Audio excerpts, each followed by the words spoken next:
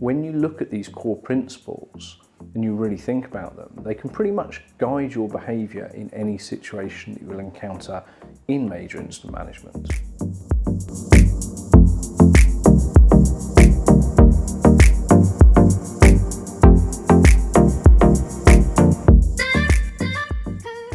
Hello again, my name is Adam Norman. I'm the CEO of MIM, the global professional body for IT major incident management.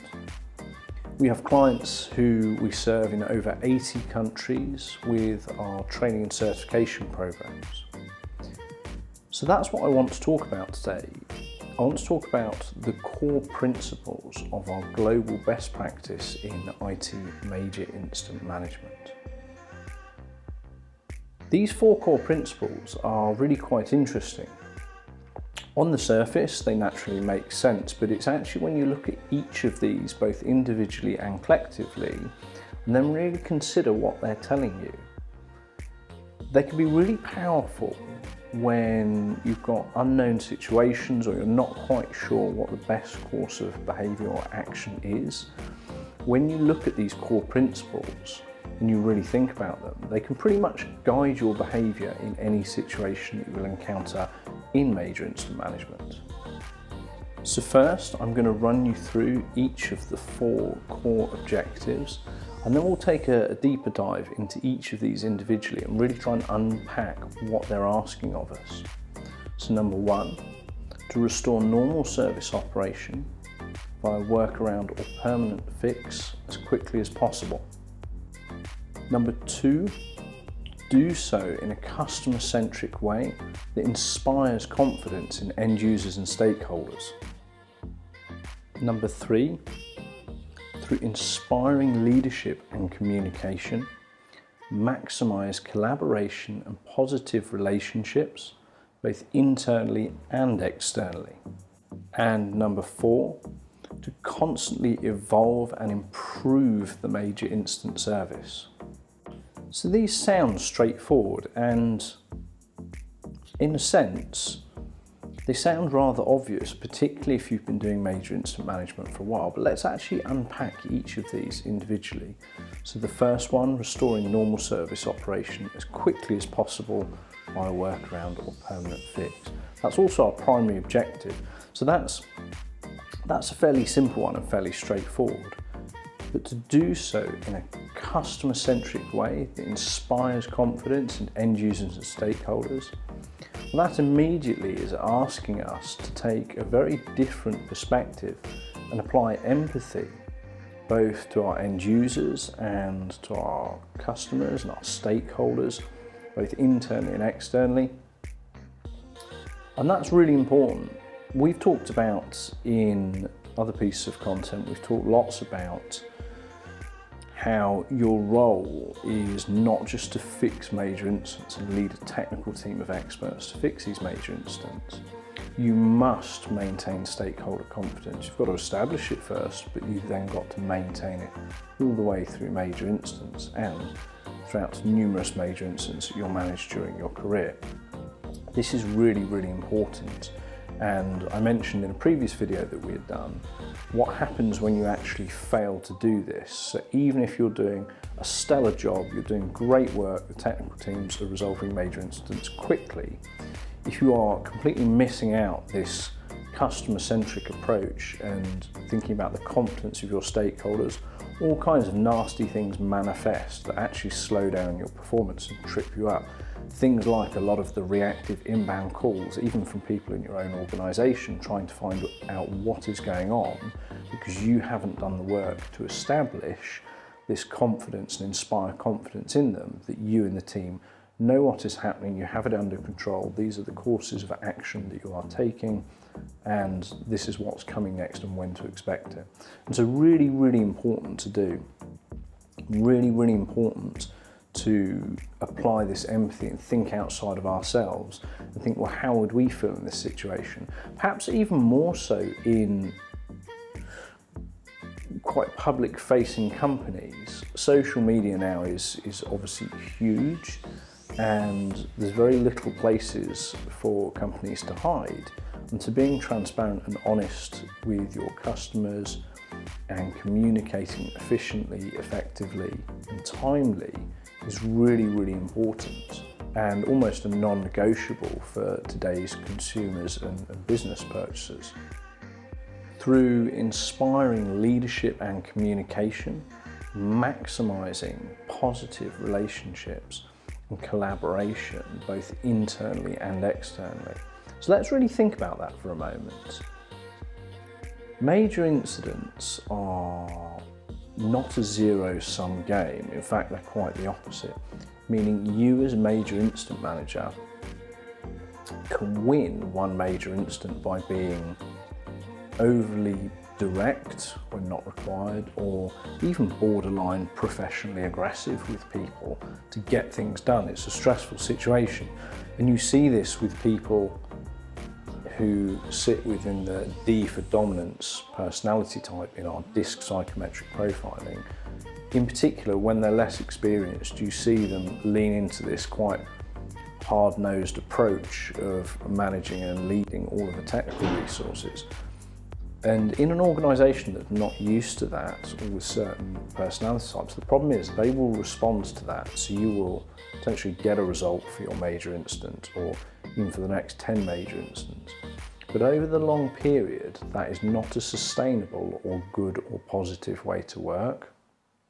Yes, there are times absolutely where it is appropriate to be firmer, but there definitely is, particularly with more inexperienced people or people who don't have the mental models or tools for leadership to rely on other approaches, there is an unfortunate trend that some people lean a bit too hard into this slightly more aggressive style of leading and managing. And you'll win, as I say, that's kind of the problem with this. You don't see it at first. You might win for a few major incidents, you might even win for 6 months, but after a while, the people that you're leading, it becomes less effective. It's not nice for them. They do not enjoy working with you, and you'll find you and that team, when you run major incidents, become less and less effective. You'll find that your mean time to resolve, your individual mean time to resolve, reduces, even if the major incidents are still stable numbers. There's no particular big change in the types of major incidents that you're managing. And so it's not a sustainable thing. It's not a positive thing for the people that you work with. And so this is why this maximising collaboration is so important. If you want the best performance from your technical experts, from your suppliers, from all the people you work with, even your customers' organisation, if they have their own technical teams as well. If you want the best performance from everybody, it's about creating sustainable, really positive, collaborative atmospheres for people. And you, as the major incident manager, are responsible for leading that and nurturing that environment. You're the one that has to drive that environment. Maximising collaboration, ultimately you see performance of teams, wider major incident teams in the ecosystem, so everything from your service desk, how effectively they capture major incidents and get you off to a really good starting point with lots of information, through to all of your different technical experts and how they show up, through to your leadership and how they behave when you have major incidents and their engagement with you, through to your suppliers and how they respond. All of that tone is set by you, the major incident manager. And so what we want here is, we don't want to win for 1 or 10 or 50 major incidents. As an organisation, and you as a leader, we want to win for the next 100, the next 1,000 major incidents, the next 5,000 major incidents. We want to win long term. And so it's all about this maximising of collaboration and inspiring people to follow you. Major incident management is an interesting one.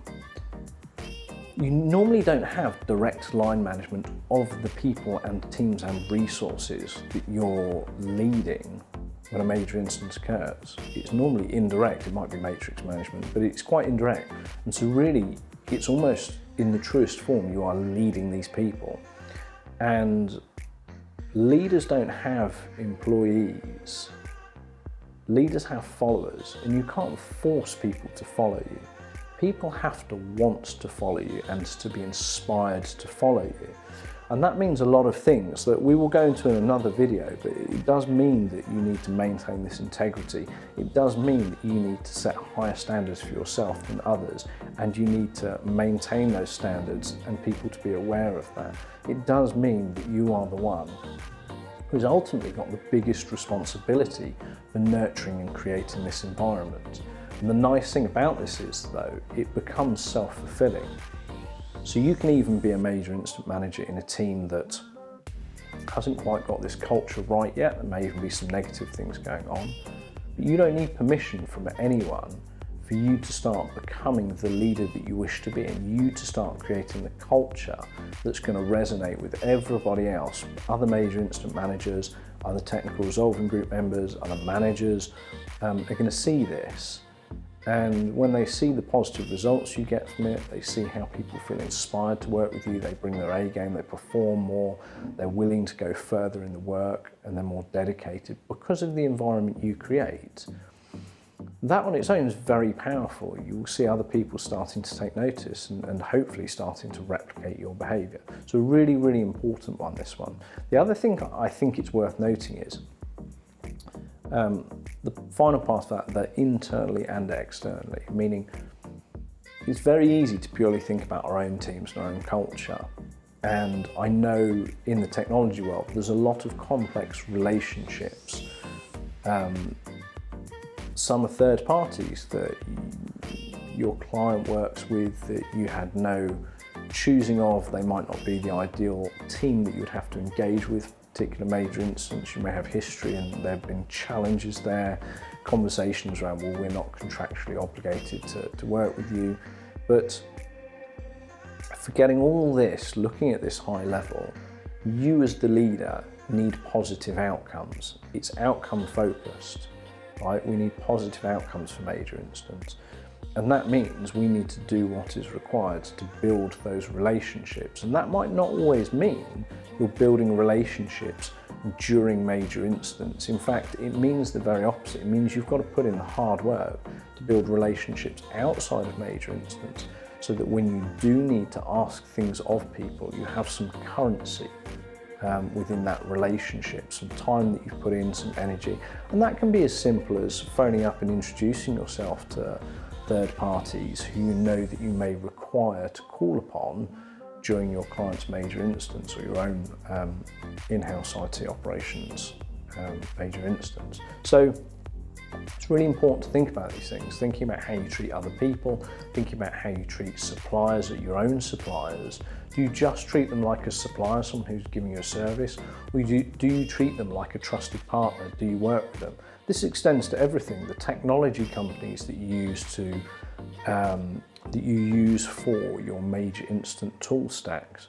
Do you work with them and share your vision so that they can improve their products for you? Do you spend that time and energy? The ITSM tools that you may use, are you constantly giving feedback about what you need, what you want, and really putting in the time and helping them to improve, which ultimately is a payback for yourself and the rest of the industry? And so really thinking about this, regardless of history or problems that you may have had before, you're the one that has the power to change this. And so that's a really, really important concept within these core principles. And number 4, to constantly evolve and improve the major incident service. So what are we really asking here? Well, the tradition is, particularly in the last 3 to 4 years, you see process owners being the drivers of improvement in major incident functions. And often I would say that we as an industry have been pretty poor in this area. There's been a lot of lip service paid for it. It's actually why we created the MIM stakeholder experience methodology and this unique way to visually see your entire major incident process, all the stakeholders who sit within it, see what they are seeing, thinking, hearing and doing at every single step of the major incident process to identify their positive, negative, neutral experience and their pains and gains within this. It's because you aren't going to win in a major incident function. There's too many viewpoints and perspectives. You aren't going to win by having a head of function or a process owner being the primary and sole driver of major incident improvement. One, it's too slow, and two, it's a service-based activity that has loads of stakeholders, which means if you're going to improve that service for the benefit of those stakeholders and customers, you need to understand their perspective. So having somebody who's actually purely embedded in the operation and only sees one side of things is never going to be the right way. What you actually want is your entire major incident team, so the operational staff. You do want your heads of function involved, you do want head of service management involved, you do want your customers and your other stakeholders, and so that can be the other teams that are involved in the major incident ecosystem. It can be even teams that are not, but have a vested interest in the outcome and the ongoing nature of major incidents. What you find is, and what we try to create with the MIM stakeholder experience, is a very simple process and framework that everybody can contribute to, and there is a shared understanding of what is going on. And what that means is you have this very clear view of all the quick wins, the things that are going to take a little bit longer, but there is no debating it. You can see all of the opportunities for improvement. You can see, in particular, how the stakeholders feel about your major incident service. And you can do that through a couple of methods, including interviews within our framework and how we structure those. You can get real feedback. So there's no debating it. But the nice thing about that is, when that's built into what you're doing, suddenly you have all this collective brain power. And that collective brain power is contributing to the major incident improvement. So I no longer have one or two heads. I have all these unique perspectives and all these intelligent brains contributing. If you'd like to see more videos from me and the team here at MIM, hit the subscribe button. You can also hit the notification bell to be notified every time we release a new video. If you want to learn about MIM or our global best practice in IT major incident management training and certification program, visit www.majorincidentmanagement.com.